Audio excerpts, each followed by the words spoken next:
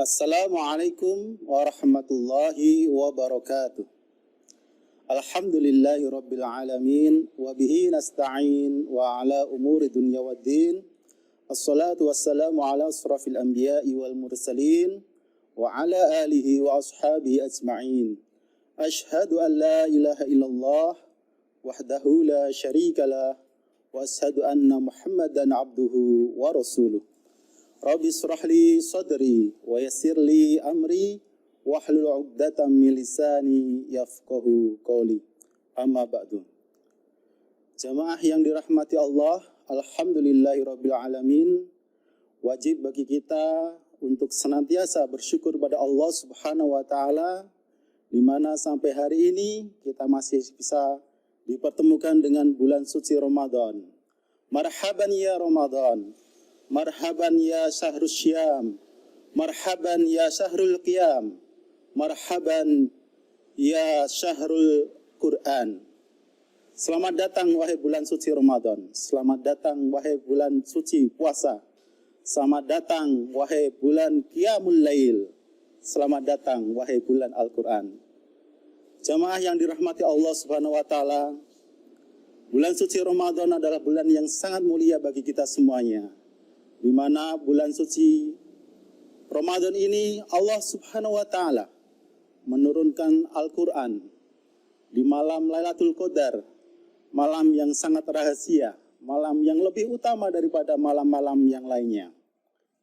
Jamaah yang dirahmati Allah, maka pada kesempatan hari ini perkenankan kami menyampaikan keutamaan daripada orang-orang yang membaca Al-Qur'an. Rasulullah SAW menyampaikan dalam salah satu hadisnya, An Utsman radhiyallahu anhu qala Rasulullah sallallahu alaihi wasallam, khairukum man ta'allama al-Qur'an wa 'allamahu. Dari Utsman radhiyallahu anhu bersabda Rasulullah sallallahu alaihi wasallam, sebaik-baik kamu adalah orang yang belajar Al-Qur'an dan mengajarkannya. Maka mari kita ajak diri kita, ajak keluarga kita, ajak saudara-saudara kita untuk senantiasa membaca Al-Quran di mana saja kita berada. Karena sesungguhnya orang yang paling mulia di hadapan Allah Subhanahu wa taala adalah orang-orang yang senantiasa membaca Al-Quran dan mengajarkannya. Bukan orang-orang kaya, bukan orang-orang yang tampan, bukan orang-orang yang cantik, bukan orang-orang yang berharta, berpangkat, tetapi yang paling mulia, yang paling baik di sisi Allah adalah orang yang senantiasa membaca Al-Quran dan mengajarkannya. Kemudian, pada rekan-rekanku yang menjadi ustadz-ustadzah di TPA, di TPQ, di masjid-masjid, di mana saja berada, kalian jangan berkecil hati. Kalianlah orang-orang yang insya Allah mulia di hadapan Allah Subhanahu wa taala dengan mengajarkan kepada adik-adik TPA membaca Al-Quran, baca Iqra, ya, insya Allah akan menjadi pahala, menjadi amal kebaikan yang akan kita raih nanti di hari akhirat.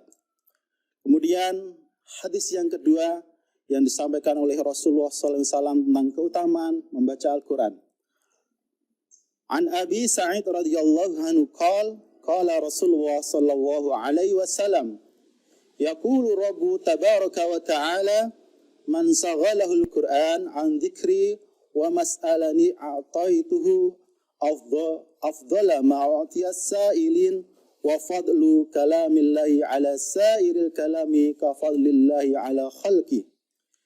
Dari Abu Sa'id radhiyallahu anhu bersabda Rasulullah sallallahu alaihi wasallam, Rabb tabaraka wa ta'ala berfirman, barang siapa disibukkan oleh Al-Quran dari berzikir dan memohon kepadaku, maka aku memberinya sesuatu yang lebih baik dari apa yang diberikan kepada orang yang memohon kepadaku. Dan keutamaan kalamullah di atas perkataan lainnya seperti keutamaan Allah atas makhluknya. Adapun hadis yang ketiga yang disampaikan oleh Rasulullah SAW tentang keutamaan baca Al-Quran, ini luar biasa sekali. An Aisyah radhiyallahu an qalat qala Rasulullah sallallahu alaihi wasallam al-mahiru bil Qur'an ma'as safaratil kiramil bararah walladhi yaqra'ul Qur'an wa yata'ta fihi wa huwa alaihi syaqun lahu ajran. Dari Aisyah radhiyallahu anha, Rasulullah sallallahu alaihi wasallam bersabda, orang yang mulia, orang yang ahli dalam Al-Qur'an akan bersama para malaikat pencatat yang mulia lagi benar. Dan orang yang terbata-bata membaca Al-Quran serta bersusah payah mempelajarinya, maka baginya pahala 2 kali. Masya Allah. Ya. Jadi tidak ada bacaan di dunia ini yang lebih utama dibandingkan dengan Al-Quran. Bahkan Rasulullah menyampaikan orang yang belajar membaca Al-Quran, terbata-bata dalam bacanya, insya Allah pahalanya 2 kali. Ya. Mendapat pahala 2 kali. Pahala yang pertama karena dia bersusah payah mempelajarinya. Kemudian pahala yang kedua adalah pahala dia berusaha untuk membacanya. Kemudian untuk orang-orang yang sudah mahir membaca Al-Quran, insya Allah nanti akan dibangkitkan bersama para malaikat yang mulia lagi benar. Nah ini. Oleh karena itu, kita jangan sampai tidak bisa membaca Al-Quran. Jangan sampai kita lewatkan waktu-waktu kita di bulan suci Ramadan ini tidak membaca Al-Quran sama sekali. Silakan dibaca.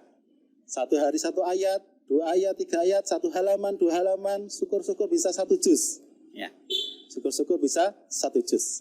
Ini insya Allah ya akan mendapat pahala yang sangat banyak. Kemudian dalam hadis yang lainnya, Rasulullah SAW juga menyampaikan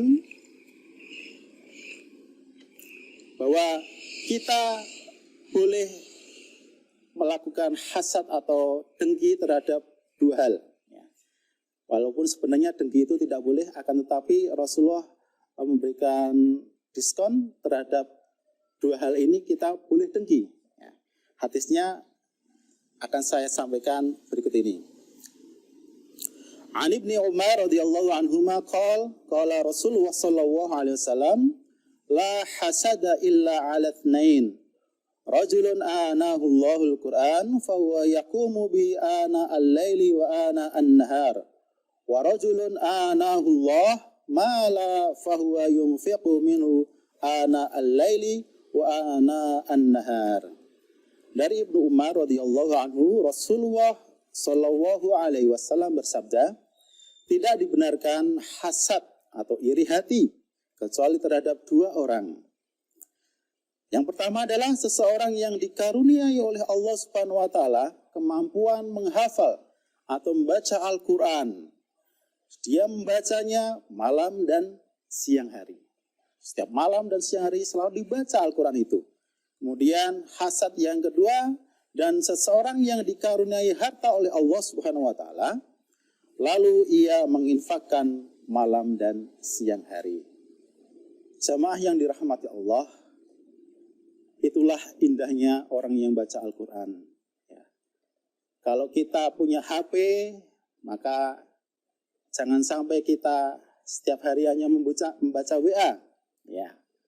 Tapi kita lupa membaca Al-Quran. Setiap habis subuh, sempatkan untuk membaca Al-Quran. 2 lembar. Sebelum subuh 2 lembar, pada subuh 2 lembar, qobla duhur 2 lembar, pada duhur 2 lembar, pada asar 2 lembar, kemudian pada maghrib 2 lembar, pada isya 2 lembar, insya Allah 1 hari kita bisa menyelesaikan 1 juz Al-Quran. Karena pahala membaca orang yang baca Al-Quran, insya Allah dihitung setiap hurufnya, bukan setiap kalimatnya. Kita contohkan, alif lam mim. Di situ terdapat 3 huruf. Ya, 3 huruf. Maka alif 10 kebaikan, lam 10 kebaikan, mim juga 10 kebaikan. Bayangkan apabila kita sehari bisa membaca Al-Quran 1 juz. Berapa puluh kebaikan, berapa ratus kebaikan yang akan kita dapatkan. Oleh karenanya, mari saya mengajak kepada diri kami pribadi dan juga kepada jamaah sekalian, mari kita senantiasa membaca Al-Quran, mendadaburi Al-Quran, memahami Al-Quran, dan mengamalkan isi-isi Al-Quran. Mudah-mudahan kita semuanya bisa memanfaatkan bulan Ramadan ini sebagai Syahrul Quran, bulan Quran, ya, yang senantiasa kita baca setiap hari. Sama yang dirahmati Allah, kami menghimbau kepada Bapak Ibu yang memiliki putra-putri yang sudah kelas 3 SMP maupun kelas 3 Sanawiyah, bisa mendaftarkan menjadi Ahlul Quran, menjadi siswa-siswi di SMA Tahfidz Muhammadiyah 2 Mundilan. Ya, sekali lagi kami mengajak kepada Bapak Ibu yang memiliki putra-putri yang sudah kelas 3 Sanawiyah maupun SMP, monggo silahkan bisa didaftarkan di SMA Tahfidz Muhammadiyah 2 Mundilan. Ya, mudah-mudahan nanti bisa hafal 30 juz, bisa mutkin, dan bisa menjadi anak-anak solih yang kelak di hari akhirat, di hari akhir akan memberikan mahkota di kepala orang tuanya. Amin ya rabbal alamin. Ada kekurangan kami mohon maaf yang sebesar-besarnya. Akhirul kalam, billahi taufiq wal hidayah. Wassalamualaikum warahmatullahi wabarakatuh.